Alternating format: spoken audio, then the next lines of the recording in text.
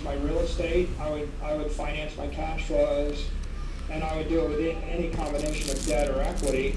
Now, the caveat here is, anytime you do a financial transaction like that, you've got to find a counterparty you trust that isn't the vulture.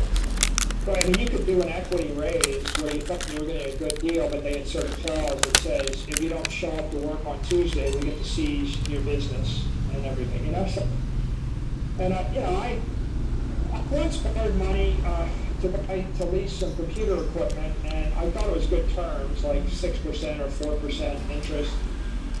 And when the lease came due, there was a clause in the lease that required that we return all the computer equipment with all of the plastic face plates in perfect order with the serial numbers intact. And the face plates were worth like 15 cents, and they'd been removed like 3 years earlier and thrown away.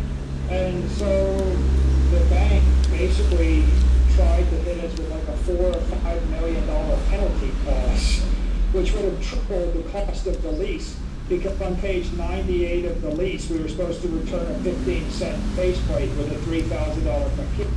So my caveat here is, assuming you know how to do these equity transactions, and assuming you can borrow the money from someone you trust that is not a loan shark, then you should take the capital and you should buy Bitcoin.